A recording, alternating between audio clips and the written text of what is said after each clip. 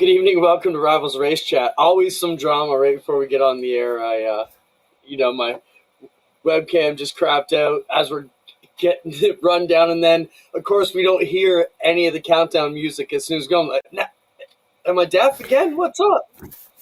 You Welcome look up everybody and to the show. logo's disappearing. Yeah. We have a good show. I'm quite pumped about today's show. Welcome everybody to the program. We're gonna have Matt Williamson on. Matt's a frequent guest on the show, but he just won another banging 30,000 US at Eastern States weekend.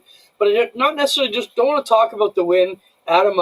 There's a relationship that's kind of brewed between Matt and a really tough group on the internet for the modified crew called the Hard Clay Observer.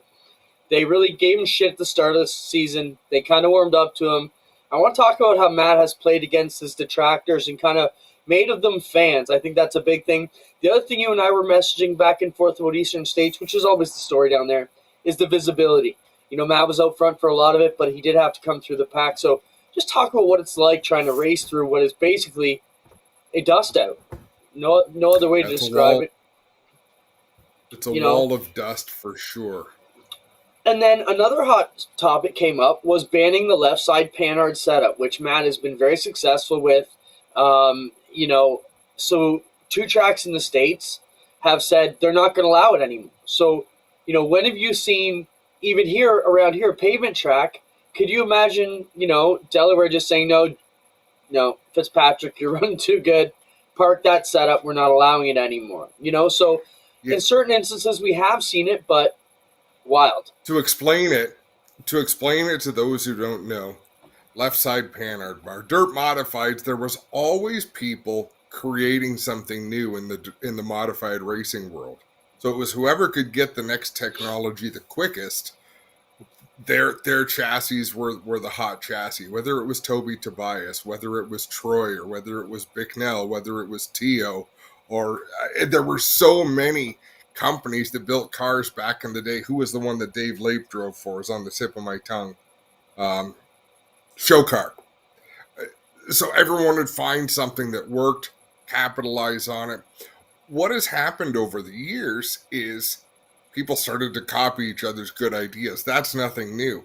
But really where I think Bicknell has done the best, one, Randy Williamson is brilliant, always keeping up with the latest trends. Bob Slack in there, Pete Bicknell in there. They perfected the production.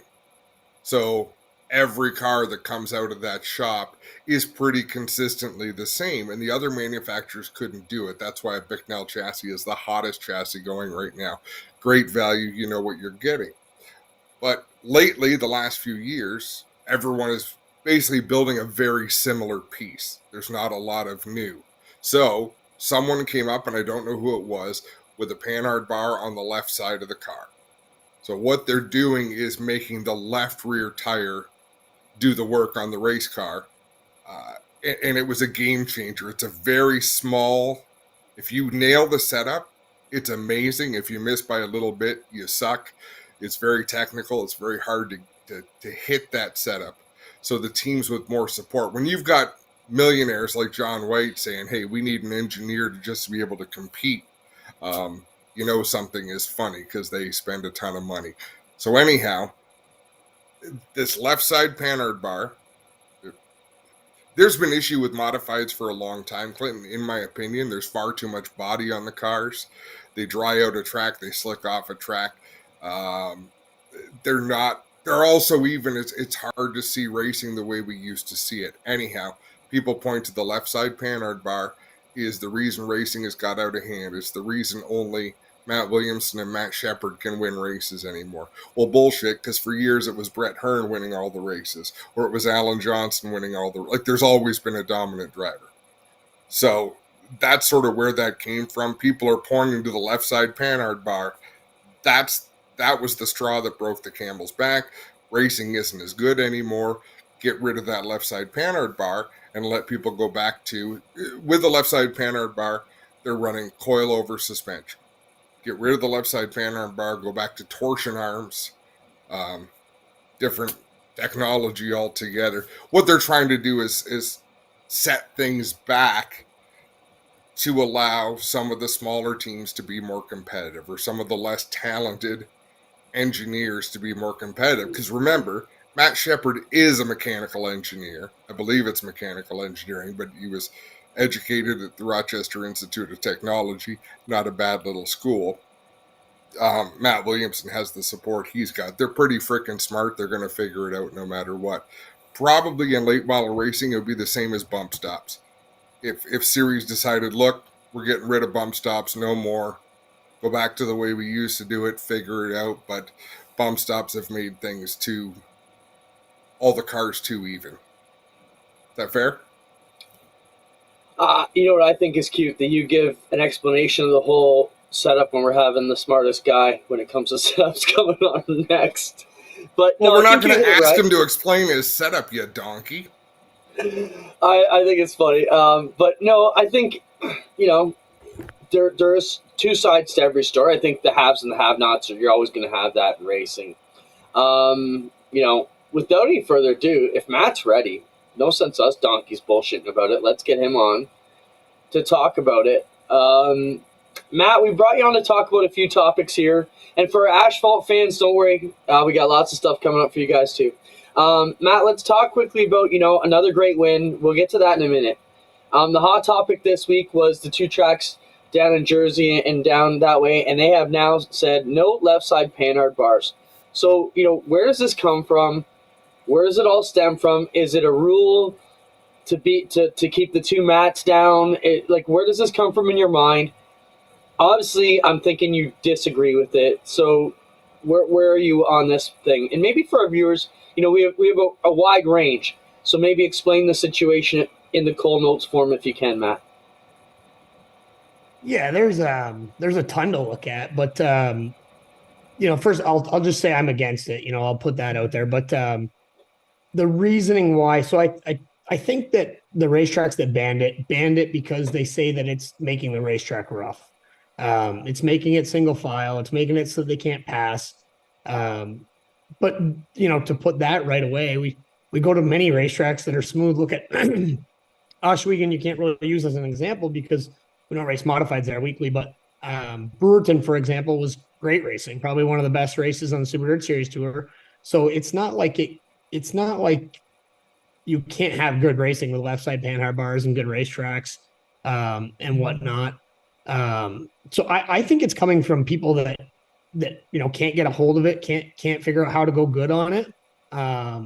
Obviously, instead of going to work, they're going to the tech inspectors and the promoters and telling them they need to ban the suspension, which is wrong. But one of the main reasons I'm against it is it's putting them on an island. They're going to be on their own island, kind of like that place in Thorold is with the motor rules. It's not good for anybody that wants to travel away from those speedways. Logan Watt, I know races at both those places, and he's a really good race car driver. Young kid coming up. Now they're going to put it so that he gets to race on right side panhard bars at his local racetracks, and then tries to go on the road and race with a left side panhard bar. It's not good for anything for the future of those speedways.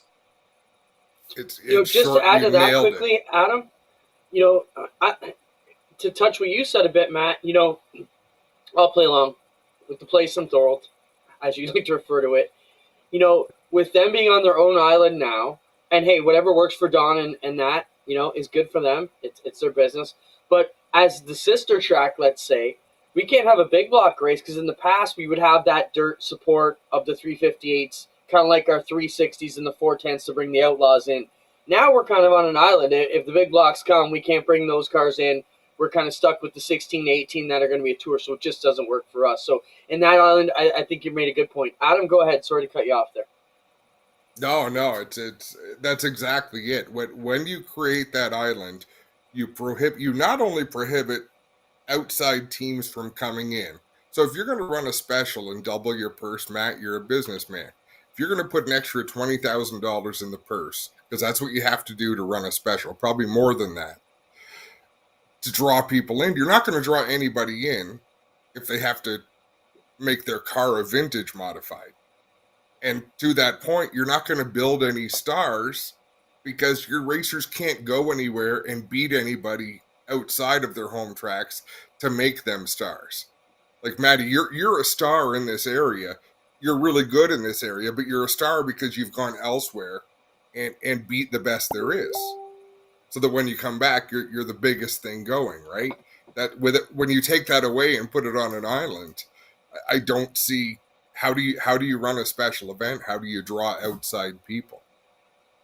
Yeah, and like the motor rules around here, anybody that has a W16 has to really be selective on where they can go. Like you can't bring a W16 to Brewerton and expect to go good.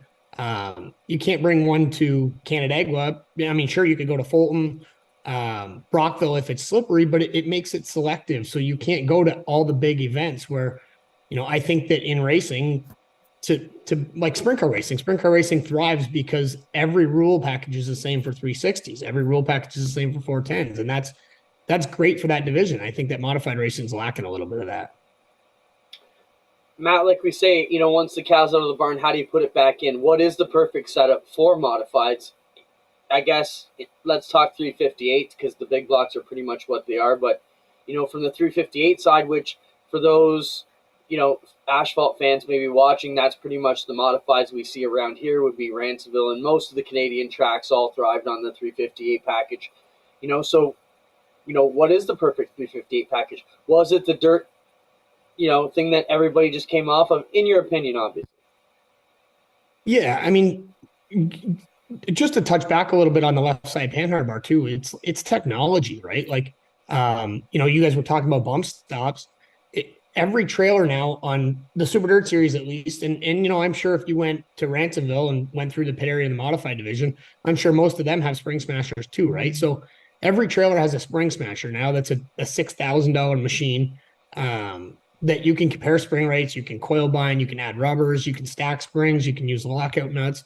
So there's way more to it than just the left side panhard bar. I mean, we've learned that loading the tire is creating good side bite and good drive, and does that attribute to probably being, harder to pass in racing? Of course, because the cars are more hooked up, but that's not attributing just from the left side panhard bar. So, yeah, it's tricky. As far as rule package, I don't really know what the answer is. I mean, the big blocks are really expensive. That's probably not the perfect thing for racing. Me and Jeff Barron talk all the time. I think that the Short Track Super Series has some very good rule packages, but there's too many options. You go to Fonda, you need a Weekend Warrior Wagner motor. If you go to Port Royal, possibly you need a 430. If you go to Orange County, possibly you need a 360. So there's too many options. I think that if somebody came out with a rule package now for 358 racing, and basically did like nothing more than 360 cubic inch, open everything up, run aluminum blocks, aluminum heads, do whatever you need to do inside of that 360 cubic inch and go for it. I mean, the 358 stuff is tough because we're all fighting for the extra 5 horsepower, right? So where do you stop? Do you stop spending $10,000 for an extra 5 horsepower when that's going to win you 3 more races throughout the year? Probably not. And that's why 358 racing is tough. Most of the places you go to, you don't need all the power you can, but when you do, it's certainly good to have it there, Mm-hmm. So, Clint, I'm going to disagree with you because I don't think 358 racing is even a conversation anymore. I don't think most race fans anymore could tell the difference. I don't think they ever could. But you wouldn't know if you were at a Short Track Super Series race or a Big Block Series race or a Small Block Series race. If you went to Brockville a couple of weeks ago where Matt won the championship, congratulations on that. Nobody cares. They care that Matt Williamson is there and maybe Tim Filler comes across and Mike Mahaney and the stars. Nobody gives 2 shits what engine is under the hood. That is fiction created by all the track owners. Now, I agree there needs to be some commonality around it, but are we not to the point where we can scrap big block and small block racing? Because if you're a modified racer and you're one of the big names that shows up to race for the money, they might as well make Eastern States a 2-day race. Run 150 laps on Saturday with modifieds and then run 200 laps on Sunday with modifieds. I guess that was my question for Matt, though, was like, we have all these, let's call it stupid brackets and all these divisions inside a division.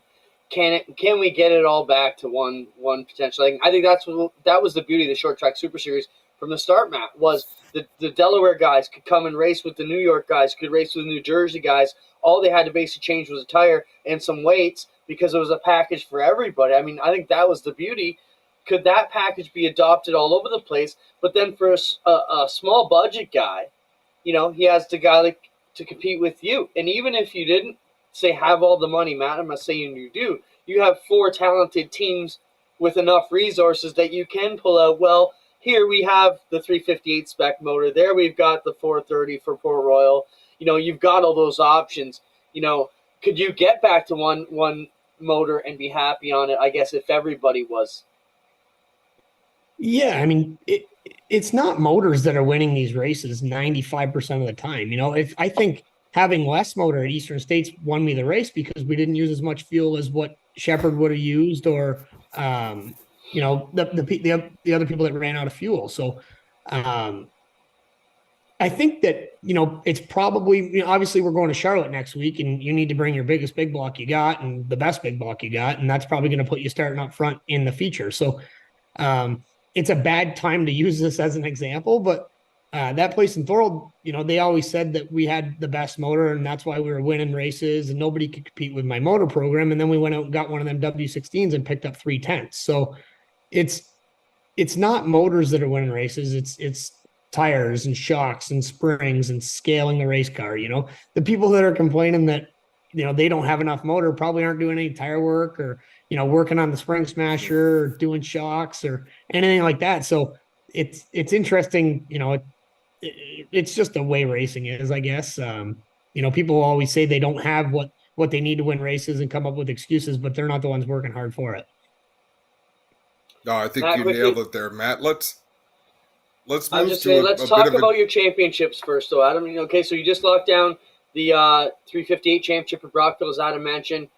Quickly, Matt, before we get into some fun topics, going into Charlotte, I think, has anybody ever done the triple? One Dirt Week, one Eastern States, and one Charlotte all in the same year? Like, you got most of the boxes checked so far.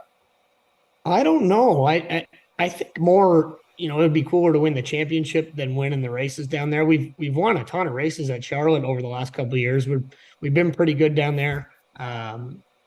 The PR girl from Dirt, she actually gave me a cool stat that last year we gained 82 points on Matt when we were down there, and we had blown a motor up. Matt had blown a motor up. So we both kind of had bad luck. We didn't have a great 3 races. Like, we could be better than what we were, but we gained 82 points on them. We're 72 behind them this year. So I think the biggest thing would be to get the Dirt Car Championship, the Super Dirt Series Championship, and the 358 Championship in one year. That would be pretty cool to do.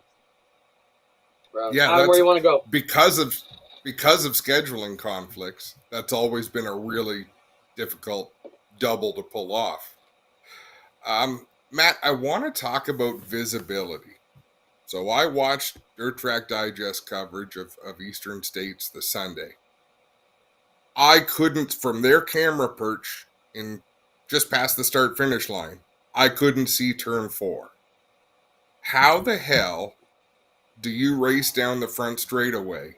Is it worse on the camera than it is behind the wheel of the car? Talk us through the visibility once everyone jumps on the throttle. I actually think, like, looking at that picture there, I actually think that it's worse in the car than what that picture shows. I think that person in the red coat there is you could actually see probably 15 feet on the camera, and I don't think I could see 15 feet ahead of me in the race car. It was pretty bad. Like, that person walking there on the bottom, that's probably even 40 feet probably from the camera. I couldn't see that far in the race car. It was pretty crazy. Luckily we had spotters. So I just told Jeff, just tell me if anything happens in front of me down the front straightaway. I'm going to drive down the front straightaway on the throttle every lap. But if you tell me that there's somebody stopped down the front straightaway, you got to be pretty quick on that. So it was tough to see. The back straightaway wasn't near as bad. So you could still race. You could, it wasn't like you were just single file following the car in front of you. But yeah, the racetrack, I think they put a ton of calcium down and they watered the hell out of the racetrack. So it just goes to show you that, more water doesn't essentially make the dust go away. Let's face it, Matt. There's a lot of chatter about how much they've struggled with that surface down there, and in the future of their place. You've had a lot of success there. Do you think can they get it turned around and make it back to what it was? I'm not sure they're ever going to be able to make it dust free. And I'm not a track guy, so I don't know what to tell them to do better on that part. But what the Friday night, or I should say Saturday night, the small buck race was great. There was no dust, no visibility issues. It just seemed like it was daytime racing, and I think they tried some things that they thought were going to work, and it actually made it worse. So I love the place. I enjoy racing there. Of course, when we leave there, we all complain that it was dusty, it was cold, it was miserable, it was wet. So we all like to complain about it, but I really do. It's got a special place in my heart. I've won some big races there, and I can't complain too much about that. Like I tell my kids, dry your tears with your $100 bills all the way home. Wham, wham, wham. Matt, let's quickly look at a couple pictures from the win, Spencer. We got a couple Victory Lane pictures. And then we want to talk about your relationship with the Hard Clay Observer and how that all came about. So there's your, that's $71,000 a few weeks ago at Dirt Week. I don't know what Charlotte pays. You probably do. And the championship, too, if you can grab a hold of that. Then show us the other one, Spencer. So that was a couple weeks ago. And then this weekend, some big money. Also picked up $30,000 US on Sunday, which is pretty awesome that you can be down there getting that done, Matt. So congrats on that. Super cool. Let's move over to your deal with the Hard Clay Open. So for those Facebook users who don't know, the Hard Clay Observer, I should say, it's a modified fan group basically based out of Eastern States Track, which is Orange County Fair. A bunch of their super fans, and they run you down, Matt. Let's look at some of the bust and balls pictures they create. So they're on the Photoshop. They're working it up, Matt. They call you a cherry picker. Anytime you go away from a series race and run one of the smaller tracks. So they had the Barron's Cherry Pie there. They were creating for you. Just having some fun. What else we got there, Spencer? So when you had the run-in with the doctor, Midsummer, Danny Johnson was over there lipping at you after a race, and he had the popcorn box. So they're out there saying, we'll see you Wednesday, Matt, because you had another series race on Wednesday. And Danny said you wouldn't finish the race. You got anything else there, Spencer? And so then they show up with a case of Pabst Blue Ribbon. We want you to tell you that. Flip through these last few slides here, Spencer. We'll get back to Matt. This is a shirt they came up with. So on the Dirt Track Digest broadcast post-race Dirt Week, you said over there that's where they kissed their sister on the lips. So they came out with sweaters and then came up to you. So how do you deal with all that, Matt? What's the case of PBR story behind that? And now, it looks like you've turned them all into fans, whereas you could have had a sour attitude and really just poured the gas more on the fire. How do you turn that around? And, I think they're cheering for you now, secretly. Yeah, it started. I'm not, I'll say this, I'm not a member of their webpage. I refuse to go on there because a lot of times, like when you're running good, you can joke about it like we are right now. And, it's funny, but when you get down in the dumps, like the last thing I think you need to see is like everybody talking crap about how bad you're running. So I don't go on there, but a lot of people send me, the posts and the funny stuff. Like I didn't see the cherry pie until there. That was pretty funny. But so it all started over the winter. I think Coco put a t-shirt post up and a couple guys were commenting on the t-shirt post that we still had t-shirts for sale, and all the good guys still had sold their t-shirts already. And that was actually that Paul DeMott who was pictured with the fluorescent jacket there. So we were busting each other's chops like pretty aggressively over the winter on this t-shirt post. And I think him and some others on there are Mahaney fans, and me and Mahaney have had our run-ins, but they put that stuff up there. So when we went to Weedsport, it was a week after the whole tire debacle at Merrittville. So they were busting my chops about that, saying that we were cheating, and went to Weedsport and ran pretty good. I think they were saying we cherry picked a couple of races around that time. So we went to Weedsport, ran pretty good. And in Victory Lane, I called them out and basically said, I hope all the keyboard warriors enjoyed the ass whooping. And then they busted my chops probably a little more on there. And then Paul DeMott actually reached out and sent me a message on Facebook and came and introduced himself at Fondo, which, I mean, I'll give him credit. Most people on Facebook don't have the balls to ever really come and introduce themselves to your face when they're talking shit about you. So I'll give them credit for that, and just back and forth on Facebook a little bit. Private messaging, nothing. All respectful. And he says, "Hey, I think I owe you a case of beer for all the ball busting we've done. What kind of beer do you drink? I'll bring it to you at Middletown." So I told him, I said, "I'll drink anything. It doesn't matter to me. As long as it's cold, I'm good with it." So he wrapped it up with some kisses and sister loving on there, and delivered it to Orange County. We talked for 15, 20 minutes bullshitting before the race, and all in all, I mean, most of the people on there are all good guys, and it ended up being a funny deal. The guy gave me one of them hard play t-shirts, so I got one of them. I'll probably wear it the first night in Charlotte for him, and enjoy the busting the chops. Hopefully we can run good in Charlotte so I don't have to put up with it all winter. Oh, that's awesome. I just want to. I would think I see Natalie getting on there when it was all going down, and Dipper Cindy, and I'm like, no, girls, just go away. You're not doing them no favors.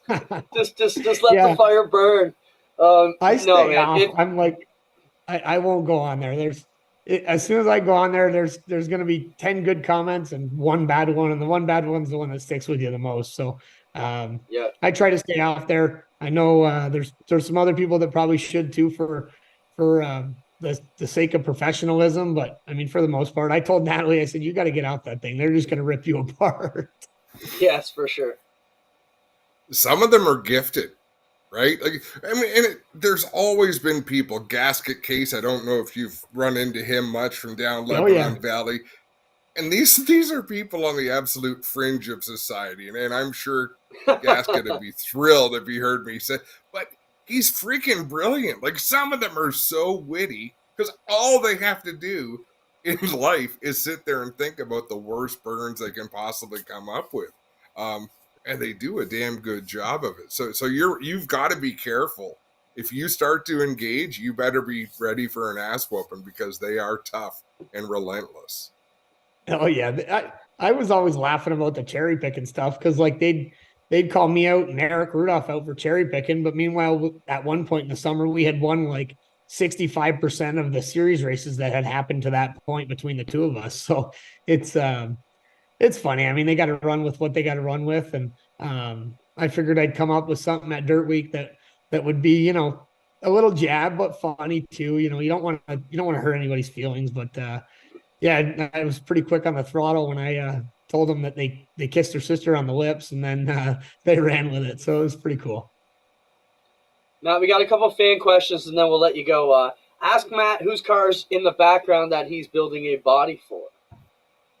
That's Cody McPherson's. Rick Belante dropped it off this morning and putting a body on it. So hopefully get it done before I go to Charlotte. If not, as soon as I get back.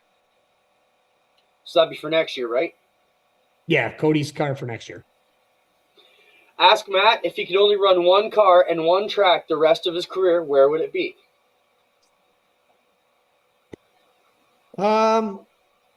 Probably a big block modified at Oswego. I like the way Oswego is. I like the way it races, and the way that the tires seal over and then they come back and it rubbers down, then the rubber goes away. It just adds a lot of characteristic. But of course, I'm saying that with a heavy right pocket, so I don't. It's a little bit of a tilted question or tilted answer. That's fair. Like, what could be better? I've a question that sort of just came to me, Matt, and I don't even know if you'd be prepared to answer it, but hotbed of drivers from Central New York. That seemed to be where the skill set came from. All the hot shoes, going way back to the Johnsons and so forth.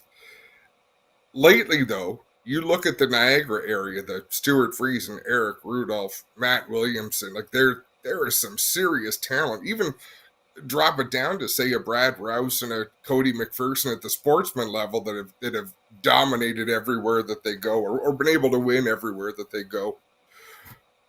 Where's the current hotbed, Matt? Where is the next generation of stars racing right now? Do you go anywhere where you see, man, like this crop of kids racing against each other, that's going to make them so good when they move up through the ranks?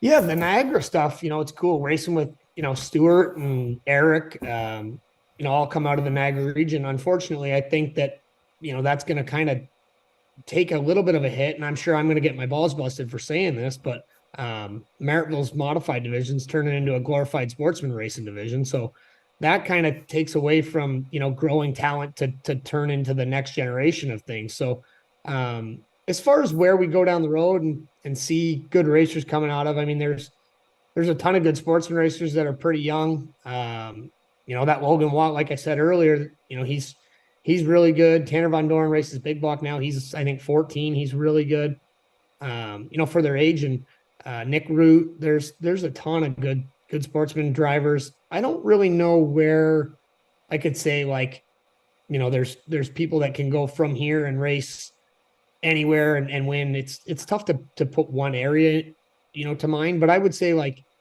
it's probably still Fulton, Brewerton, Canandaigua area. That's probably, going to raise some pretty good generational drivers here coming up. Last fan question, Matt. Do you have any interest in sprint cars? We know that experiment kind of came and went for you, right? Yeah, it was during COVID. I mean, I got to thank Glenn for the opportunity, but I didn't really run that great. I can't say that I lit the world on fire, and people are lining up at my door to put me in a sprint car after that. But I felt like we did an okay job. We went to Humberstone, started 13th, finished 10th. I drew like shit in both nights. So started in the back of a heat race, and Maryville was better. You could pass when we went there, but Humberstone was kind of single file, so there wasn't much passing. But I'd really like to try one at Oswego. I think that, like, racing them at, the place in Thorold and Humberstone, it takes away from the experience. I don't think that I really got to ever really put my foot to the floor. I think I spun the tires the whole way around both racetracks. So I think racing them at Oswego would be pretty cool. Fair enough, Matt. Well, congratulations, Matt. One last fan question. Sorry, Adam. Any racing after Charlotte, Matt? What do you got going? Then we'll let you get out of here. Nothing after Charlotte. We got 3 races left at Charlotte. Supposed to go to the hard clay finale at Orange County, but it's actually the rain date turned into be my stag and doe. So we're locked into second in points on that deal. If they end up raining out until Sunday, we'll go to it on Sunday. But at this point, I think we're just going to do the 3 races in Charlotte and then see if they move Middletown to Sunday. Right on, Matt. Thanks for stopping by. Now, you touched on it. We keep saying we're going to let you go. When it's your time, Matt. And right now, it's your freaking time.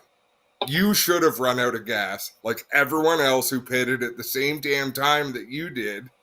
Like, you know what I mean? It's granted, you guys knew what you wanted to do. You stopped in, you plugged in the fuel can, you took the gas you wanted to get. But you could not have possibly taken enough gas to run all the freaking laps that got ran. But it's one of those times where you just can't miss lately. Does that dawn on you how not only are you really good, you're bringing the best prepared cars to the track of anybody, but Lady Luck is also being pretty friendly? Yeah, we had luck on Sunday.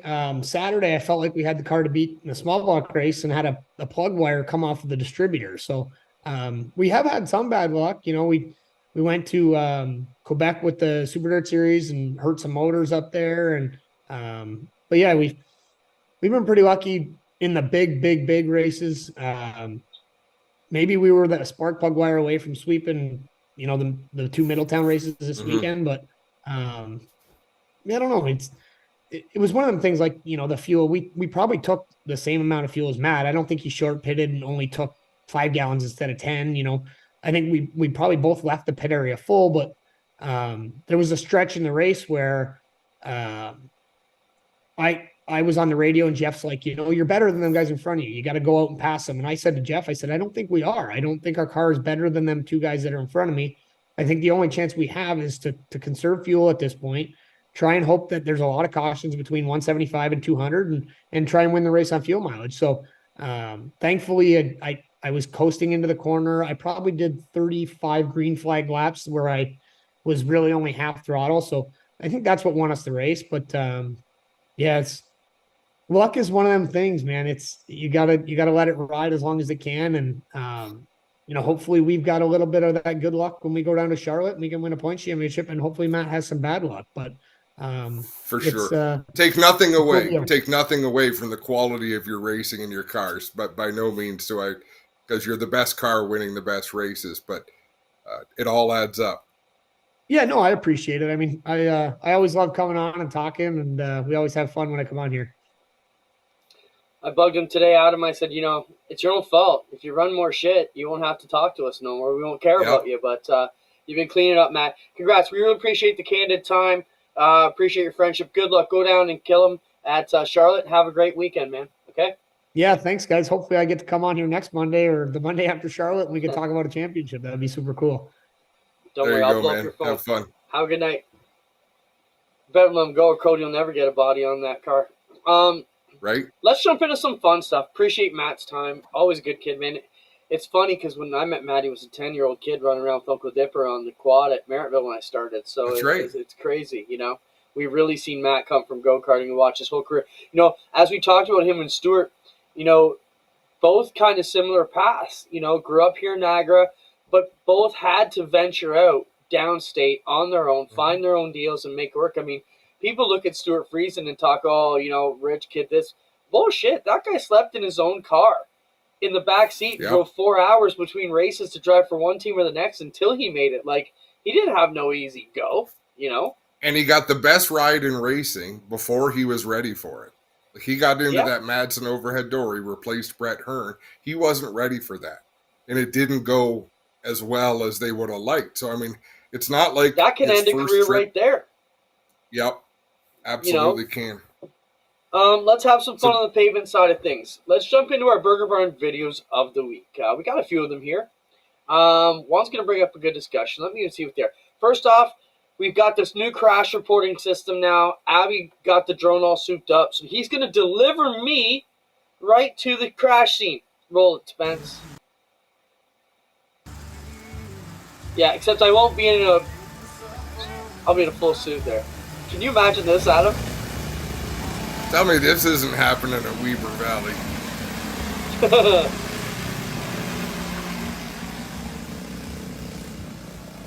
Yeah, he's going to drop Clint and Jack at the scene.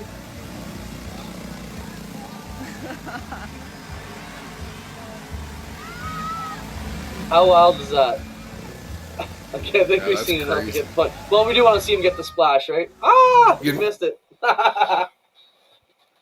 You know what's wild? I was at Costco last night with Angie, and there's drones for sale for $90. And I know they're not the quality that we use, but just to think of, they were really, really cool, and they're still really, really cool. They're becoming so mainstream. A $90 drone. There's going to be shit flying in the sky, landing on people's roofs because they're out of control. Already happening. Let's roll the sprint car, slot car, Spencer, and then we'll get into some chaos at Tri-County. Check out these. I love this track. Some of our regulars, this looks like a lot of fun. I think 6 lanes, big tri-oval sprint car track. It's like a lot of fun, man. I'm dizzy. All right, that's enough, Spencer. We do have a good contingent that watches here that is in the slot car world, I should say. Even Brian Hollywell from our Turn 3 at Oshweekin's got his own track, and they race weekly. So, cool. Just some fun. Let's look at an incident. And Adam, I don't know where to go with this because you and I have always you always say the security should just stay out of it, let them fight. I'm kind of at the point, what is a track supposed to do? So let's before we watch it, okay, let's talk about what a track is supposed to do. Driver is responsible for their crew. Every team I have ever known that's worth a shit, the driver sets the tone. If the driver comes in throwing punches, the team can come in behind them. If the driver doesn't throw the first punch, no crew member better get involved in anything physical. Like the driver leads that charge. That's sort of an unwritten rule. Just like going into someone else's pit. You can walk into a pit however you want. How you leave someone's pit is up to them.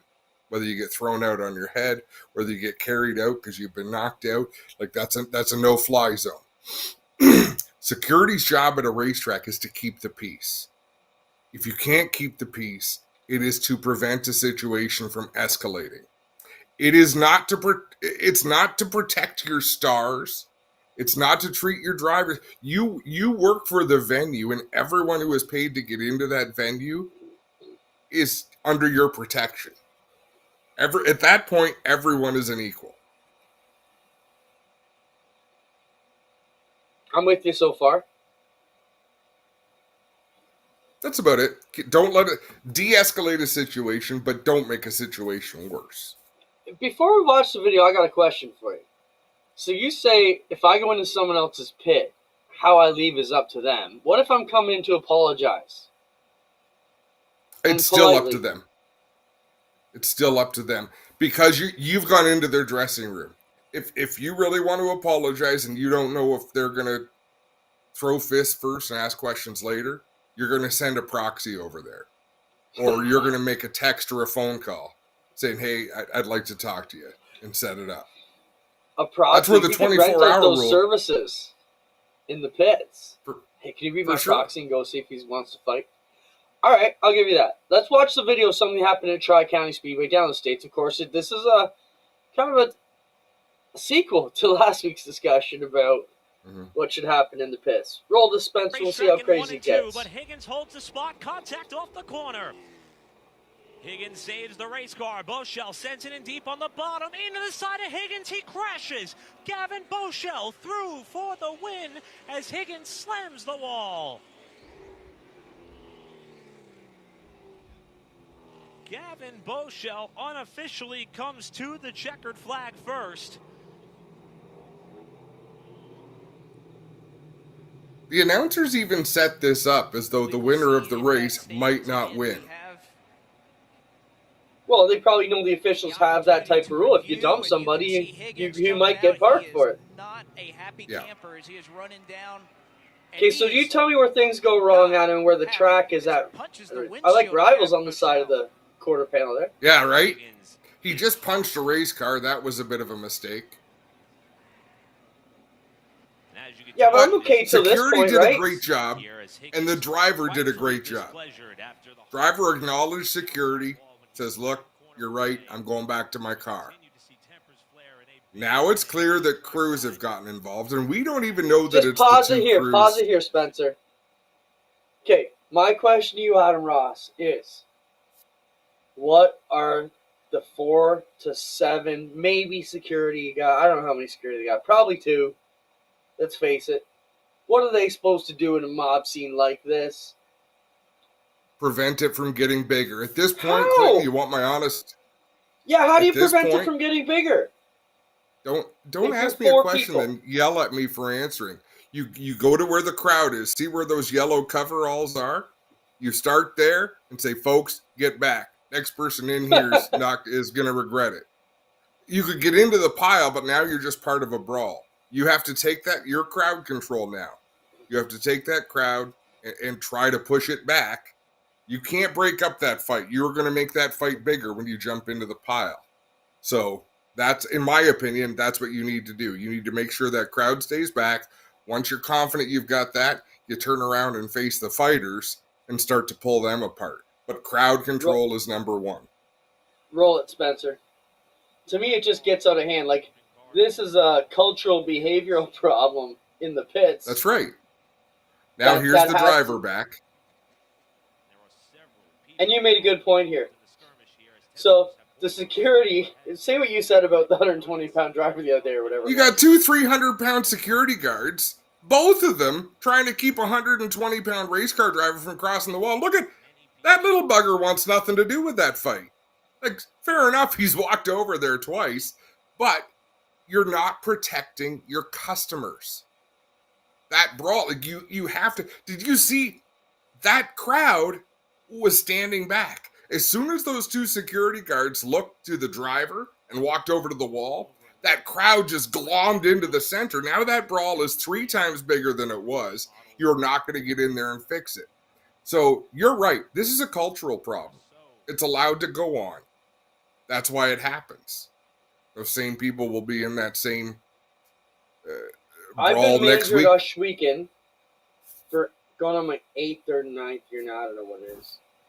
We've only had one crazy fight in the pits, and that was end of last summer.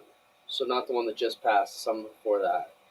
All I could do is I just jumped up on a quad and basically with my imaginary cop pad started taking notes about who were the problems, because that's, no sense jumping into it now like we were trying to break it up, but I just stood up. I'm like, all right, that guy's getting 2 weeks. That guy won't shut up. It was pretty easy. Do you want to talk about why these problems exist? Let's talk about the Stars Series. The ASA Stars Series, you go on their page, they're talking about the final 8 drivers racing for a championship. Well, that's a real original idea, fellas and ladies. Gio Ruggiero and Stephen Nasse were both penalized. 25 points for Gio Ruggiero, 44 points for Stephen Nasse. $3,000 for Gio Ruggiero, $4,500 for Stephen Nasse.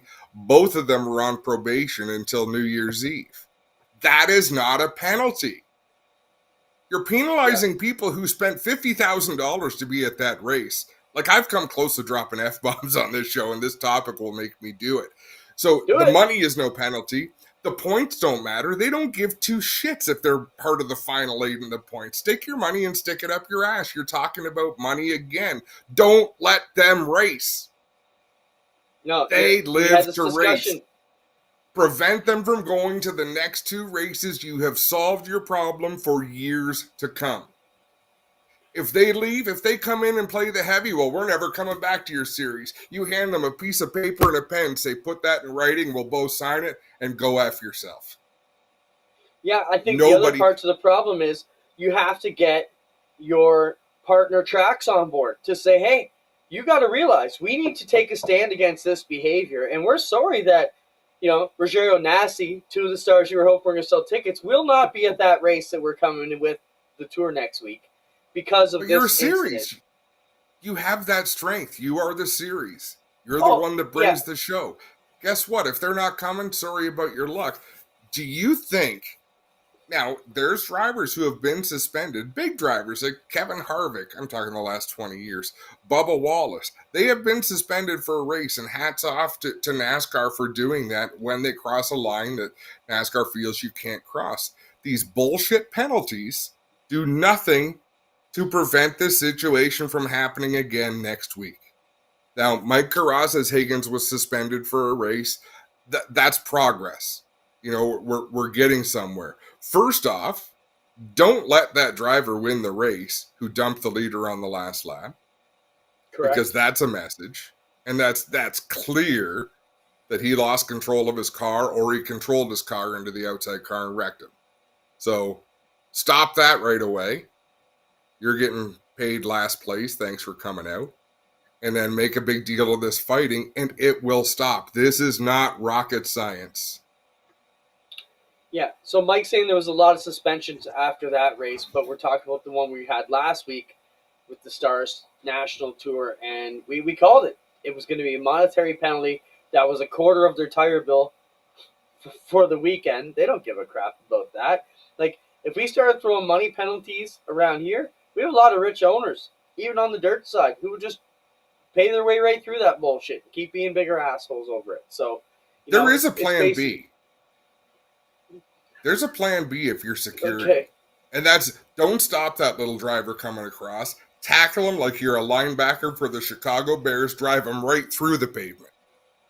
Hit him back before he hits anybody. Trust me, the next 120-pounder isn't getting out of his car. So these the crews are still nothing. You come running at top speed towards the wall and punch a race car. You're a stupid son of a bitch, for one thing. Because he didn't even punch the windshield, he punched the pillar. That had to hurt. I'm just saying. Clothesline the bastard. The crews are still going to fight. And what you said earlier should be the rule of thumb, that the driver sets the tone. But man, where I grew up, a lot of crews set the tone. Even when the driver didn't want to set the tone, that's something where those crews, right? That was a different time, Clint. That was a time when you could have fighting. Things have changed so much. No, I will say that you and I hang around places that are well policed. If we ventured a little bit more around this little thing we call North America, you'll see people are the same as they were 50 years ago. And we see it every week with clips true. On here. Every week we got a clip or two about that. But these problems are so avoidable. It's indisputable. Like, you can't even say, well, that's your opinion. No, park them. Don't let them. The only thing you can do to someone who wants to come and race but violates your trust in them is not let them come and race. There's nothing else. Let's have some more fun. A blast from the past. Hey, Adam, you and I were talking before the show, came up with a good idea. Where are they now? What racers from the past do you want us to go and dig up, to bring on here for 5 minutes a week, to tell us what they're doing now? I think we can have some fun with that. So think about that. I've got an example. There's someone who got out of racing who I haven't seen maybe twice since they quit. You remember Joe Mizell? Mini Hulk Hogan? Like, he had a great look. He was a real personable guy. No idea where he's gone now. Like, there's just certain people who are a part of the scene. Tammy Willard, maybe she is around, but doesn't keep a real high profile. I see Tammy once in a while in Niagara. She's running a concrete business now, and got Tyler Willard running in the concrete, and they're all doing well now. So yeah, Cody Geldart, another one from the past who was the up and coming, next greatest thing. And where are they now? Keep them coming. We'll make some notes and we'll go out and find them. Doesn't have to be dirt either. Asphalt folks, let us know who you want us to go out and dig up, find out where they're at. Go ahead. We have to talk about this, Clint. People reached out because we are ignorant. And I'm sorry, but it does happen. Minden ice racing happens at the fairgrounds. Yes. There is no open water. We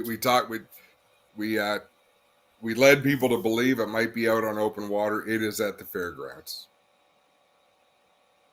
All right. We can figure that one out. I didn't tell Spencer this, but we got asked today to possibly produce some snowmobile racing in the winter, so we'll have to figure out how that works with our repair and maintenance schedule, but could be fun. This one is on a frozen river, oval track snowmobile racing. So we'll talk about that when Spencer wants to yell at me. We have a couple topics left. How about some badass from the past picks? Here's one that came up. This is the City Chevrolet car.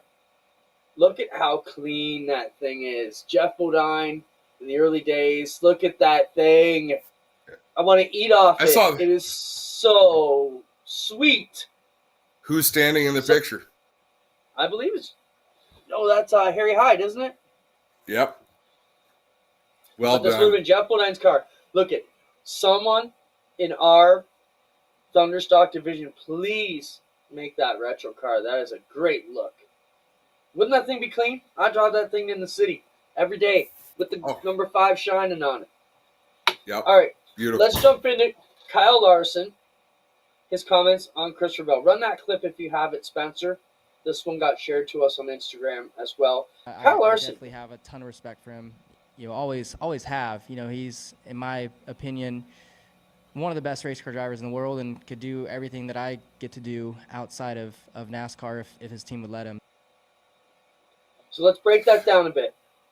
So, there were a couple things that I know you want to talk about in that deal. So he's basically saying, go ahead.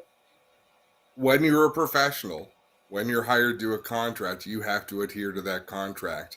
And they negotiate into them what they're allowed to race outside, what activities they're allowed to do outside of racing, and what other racing they're allowed to do. And every organization has different stipulations. And every organization pays differently to their drivers, right? There's some where you make so much money that you have to do what's in the contract. And it sounds like that's what Kyle Larson is suggesting of Christopher Bell. I think it's kind of fitting that he's putting it out there and saying, he could be just as good in an Indy car or drive any of these other opportunities I've had if they would let him. We know there's been a lot of, we were trying to get stars to come to the Osh Weekend race, but there's such a disconnect now between NASCAR and the teams, all fighting over TV money and contracts, and they're close to having a union. And, the days of NASCAR pushing stars to come to Canada to promote the brand, they aren't getting that kind of support right now. So, No, but I don't think the fact that NASCAR posted that video of Kyle Larson tells me that they understand the value of some of their drivers going elsewhere. They understand the draw of Kyle Larson racing in the Indy 500. And who knows, maybe they want to stir the pot with some of the owners that there's friction with, right? Do you think they've thought about it? I think do you really think it's that calculated, or is it just a media guy got a cool clip and threw it up? It's that calculated. The video that we just showed was from NASCAR Roots. Yeah, we're not going to show a video with fighting it. Nothing happens by accident. I don't think the fact that these things get pushed out. Big Brother is always watching. Yeah, not as much as it used to be. The Iron Fist used to be. There used to be such attention to detail. When Brad Moran came up through the ranks, he learned. That's why he's running the Cup Series right now. He learned under some very smart people who left no detail unmonitored. I'll give you Christopher Bell tip. We were talking a couple years ago about bringing him into the first NASCAR Pinty Series race. He was one of the first calls I had talked about because we had him on 360 cars the year before. He goes, I don't really love NASCAR. He goes, I just want to come race a sprint car. I'm like, you just signed a Cup deal. Oh, well. Either way. Yeah. One last topic to get through. The High Limit Series, which started this year with Brad Sweet and Kyle Larson to bring new visibility and a new game plan to sprint cars. They acquired the All-Star Series, which Tony Stewart owns. So now it'll be the Tezos High Limit All-Stars, or whatever the final name is going to be. They have not really said that yet, but I don't know. This is really, from what I'm understanding, Adam, they're ramping up for a battle of the 410s. Okay, so Dirt Car and Dirt Vision have the World of Outlaws, and Flow is going to have this new series now. So it's really a battle, and there's a lot of the World of Outlaw teams, kind of the same deal NASCAR's got, questioning the TV money, questioning the supposed millions of dollars that's coming in through the streaming revenue. So on that side of things, from all their subscriptions, we're dumb. We give it away for free. But when you look at it from that side of things, this is really coming a battle. Like what Brad and Kyle are planning to do is kind of give some of these guys some of that TV money or the streaming money and really upset the apple cart. They're giving it to themselves. They win all the races. Still, they happen to be part of that series. But if they're giving it back, so everybody else is going to have a shot at it. Look at it as simply as possible. World Racing Group, Dirt Car, they're a business. They're out to make profit. Make no mistake, Glenn Donnelly was the same. They were out to make money. So their business practice, just like NASCAR, they're making money that they're not sharing with the teams. On one hand, you could say the teams do fairly well. I don't know if all the teams are still allowed to sell their own merchandise. I hope they are, because that helps the teams keep running. Like, it's nice that they still have that autonomy to do that. But you look at the High Limit Group buying the All-Stars, they're just out to not lose money. I can't imagine Kyle Larson and Brad Sweet sat down and said, I think we could really make money on this. I think you've got a couple of people who are passionate about the sport who say, I think we could do something phenomenal. As long as we don't lose our asses, this will be great. So you're going to have two rival groups doing the same thing, putting on big sprint car races and paying good money. But they're both driven by very different models. And the rules they have, you can only run so many non-World of Outlaw events and still be able to race for the big money in the world of outlaws. How long is that going to be able to go on as long as this All-Star Series is around? Like, if they get their shit together, like Mike Carra says, they'll be bigger than the Outlaws in 2 to 3 years. They may very well be, but you have to look at where they come from. You don't have to. That's just the reason why they may become bigger. But you want to make sure it's still a viable business. Because at some point, if they decide they don't want to do it anymore and it falls apart, someone's got to be there to pick up the pieces. Nobody's going to pick up the pieces of a losing business. No, I think you hit the nail on the head. The fact that they're not driven by that profit. They've got the streaming money coming in from Flow. I think it's going to be pretty cool for us to watch this whole thing. There are major shakeups coming in the 410 world, and there's talk of, can both sides survive? The crunch is coming. It's going to be quite the battle to watch. You want my request? You want my $1 million thought? Yeah. Do it like they do the pay-per-view sports. Go by the purchases and break down. Don't post a purse for a race. Say it's going to be a percentage of the gate, a percentage of the buy, and actually pay out that percentage and watch things get better and better. See, when you said, well, they win all the races, they're going to take all the money. But I still think, if the TV share, it's like we had talked about when we were doing the casino stuff.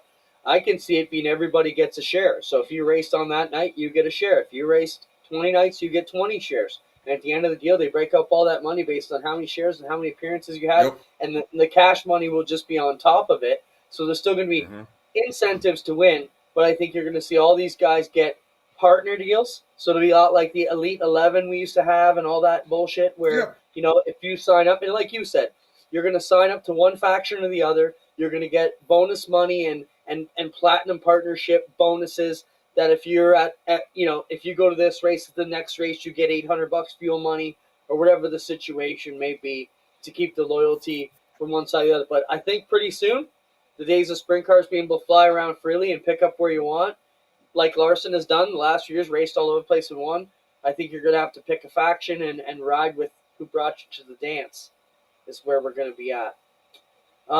Just to answer 2 quick questions about the thing. Brad Sweets last message to me. Sorry, Clint, haven't got back to you. It's looking less and less like Canada will be a viable option. So that'll be next question. No, we will not get the high limit All-Stars to Canada, nor the Outlaws this year. What was the name of the place, Adam? It is. I'm just trying to look it up right now. Of course, my phone dies. What place? What?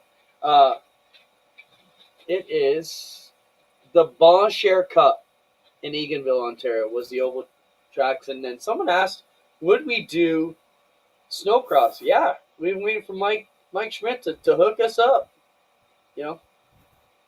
So. Yeah, Watson Roadster, there will definitely be some tracks that have open sanction. There's always going to be some guys out there who aren't going to sign the deal and will still race. So I'm just looking to see where Eganville is. Oh, Eganville's out by Ottawa. Yeah, it's like 4.5 hours from our neck of the woods. Yep, not far from Calabogie. No. There you go. Sure. I couldn't wait till the end of the show to look it up. No, good show, Clinton. Good topics. So, folks, if you're wondering why have we not been talking more about the local pavement scene, it's because the local dirt scene is still racing. Racing always wins. It wins over banquets. It wins over off-season news. Now that pretty much everyone is into their off-seasons, with the exception of Charlotte going on for the dirt teams, we'll get back into covering more of the local asphalt stuff and talking about what went down at the banquets, what we're hearing on the street. Congratulations to Tom Gibbons for winning another crate engine at the APC banquet in the draw. Congratulations to Kyle Steckley on his championship, Carson Nagy, Tyler Hahn, and Jason Keane on their titles. And we'll work on following up with those drivers in the coming weeks. Just to be sure, we didn't forget about the asphalt guys. We did reach out to Kyle Steckley. He was unable. And reached out to Tyler Hahn, who was working afternoons tonight. So we did make the efforts. We didn't just sweep it under. And Gary Elliott. And Gary Elliott. Darts night. Yeah. It was 3-1. Fran brings up a good question, Adam. Next week's Halloween. What are we going to do? Are we going to be here live from 8 to 9? Does Why Halloween were you mess up going your... trick or treating? No, I'm asking, does Halloween mess up your deal? Can Decker stand everybody at the door without going snaky for an hour? No. And that's right, John. Hats off to Rodney Rutherford, who won the Halloween Enduro at Flamborough. Just lost his dad recently. Very sad news, but good for Rodney for going out and doing that. He's the Enduro King, man. Yes, Just he put his is. name on the trophy and let them scratch it off if they can knock him off the top. So we'll figure out something about next week. We'll get back to you. We're going to try and be in the same spot, even if we maybe have to do it ahead of time or something. We'll work out that. I already wore my costume at the races this year. I wore the banana suit, so I don't know. Maybe we'll get Adam in a I think costume we should next dress week. up as Waldorf and Stadler from the Muppets. Dude, we're naturally turning into that. We don't need to dress up like it. You're not wrong. Thanks, Spencer, for all you do. I know you miss us, bud. Today was the first time I talked to Spencer in 6.5 days, so enjoy the peace and quiet, bud. We don't have to bug him so much anymore. But appreciate all you hanging out with February. us. Good fun Tuesday. Hey, one last Cheers. question for you, sir. We are 4 shows out of our 200th show. What are we going to do in a month from now? For show number 200? I have some ideas. I don't know. Are they still special? Like, really? What's going to What if be we did different a live from one somewhere? Well, we do a live one every week. Yeah, let's do it. In fact, we've got to talk to some friends here in the next little while. Maybe we can cook something together and do kind of an event. We used to do those things back in the day when people traveled to social events. Now you have to connect them on their smartphones. All right, well, we'll figure out what we're going to do. Thanks, everyone, for hanging around. We're overtime. It's wing time in my house. I'll see you soon. Talk to you later.